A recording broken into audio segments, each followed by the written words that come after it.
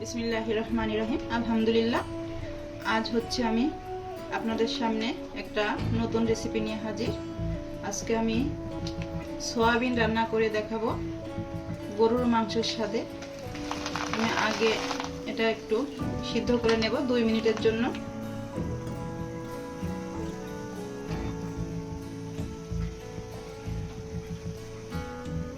পাঁচ মিনিটের জন্য এটা আমি ঢাকা দিয়ে ঢেকে রাখবো।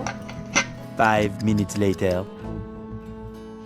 ভিউয়ার্স, আমি আবারও আপনাদের মাঝে 5 মিনিট পরে হাজির হলাম। দেখেন আমার সয়াবিনগুলো ফুলে ফুলে কেমন বড় হয়েছে। আপনারা সবসময় চেষ্টা করবেন এই ব্র্যান্ডের সয়াবিনটা ব্যবহার করতে, কারণ খোলা সয়াবিনগুলো বেশি স্বাস্থ্যসম্মত হয় না। ওটা বালি থাকে, ময়লা থাকে, বিভিন্ন ধরনের ময়লা থাকে। আর প্যাকেটের সয়াবিনটা অনেক সুন্দর ফোলে, অল্পতেই অনেক বড় বড় হয়ে যায়। এখন আমি একটা স্টেনারে এটা ঢেলে নেব।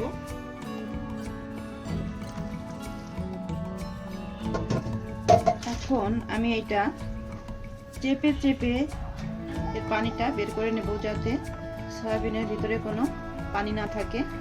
পানিটা না বের হলে এটা তেলে ফ্রাই করা যাবে না। তেলে ফ্রাই করার সময় ভালো ফ্রাই হবে না এবং এর ভিতরে যে পানিটা আছে সিটে সিটে গায়ে লাগবে। এই জন্য এর পানিটা সুন্দর করে চেপে চেপে নিতে হবে, যাতে বের হয়ে যায়। আমি এখন সয়াবিনগুলো একটু বাদামি কালার করে ভেজে নেব।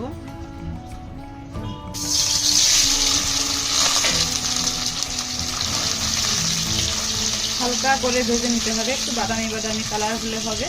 আমি লবণ হলুদ দিয়ে মেখে রেখে দিয়েছিলাম। ভিউয়ার্স, আমরা যে উপকরণ দিয়ে মাংস রান্না করি, আমি সেই উপকরণ নিয়েছি, অন্য এক্সট্রা কিছু নেইনি। যে উপকরণ দিয়ে আমরা মাংস রান্না করি, আমি সেই উপকরণ দিয়ে আজকে সয়া সস রান্না করে দেখাবো। আমি এক্সট্রা যদি কিছু ব্যবহার করি আপনাদের দেখিয়ে দেব।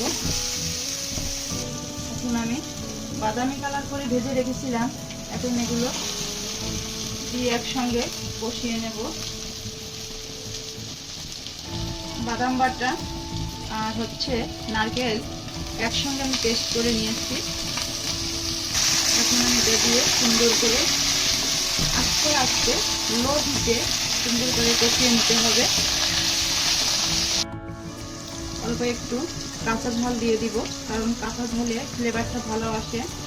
যেহেতু আমি নারকেল বাটা দিয়েছি, বাদাম বাটা দিয়েছি, এর জন্য আমি একটু কাঁচা ঝাল দিয়ে দিব। এই ম্যাজিক মশলাটা আমি অ্যাড করব, কিন্তু পুরাটা নেব না, যেহেতু আমার সয়াবিন হচ্ছে 1 প্যাকেট 250 গ্রামের, এর জন্য আমি এর হাফ নিব। পুরোটা নিলে একটু বেশি হয়ে যাবে।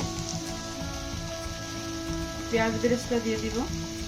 পেঁয়াজ বেরেস্তা আমি আগেই করে রেখেছিলাম। আমি একটু স্বাদ বৃদ্ধির জন্য একটু হালকা চিনি অ্যাড করব। এখন আমি একটু সুন্দর করে কষিয়ে নেব। কষাতে আমার 10 মিনিট সময় লাগবে। এটা যত কষানো হবে তত মাংসের সেন্ট বের হবে, মনে হবে যে আমি গরুর মাংস রান্না করছি। এখন আমি অল্প করে পানি অ্যাড করব, যেহেতু আমার সয়াটা সিদ্ধ করে নেওয়া এবং ফ্রাই করে নেওয়া, যার জন্য আমি অল্প করে পানি অ্যাড করে 10 মিনিটের জন্য এটা আমি আবার রান্না করব। ভিউয়ার্স, আবারও ফিরে এলাম আপনাদের মাঝে। এই তো হয়ে গেল আমার সয়া সস রান্না। দেখেন, মনে হচ্ছে যে মাংস রান্না করছি, এমন একটা চেহারা হয়েছে। ঘ্রাণও অন্যরকম একটা ঘ্রাণ আসছে, অন্যরকম একটা ফ্লেভার আমার নাকে আসছে। কি সুন্দর চেহারা হয়েছে। যদি আপনাদের এরকম করে রান্না পছন্দ হয়, টাইম লাইনে রেখে দেবেন, অবশ্যই অবশ্যই একবার দেখে নেবেন। আল্লাহ হাফেজ।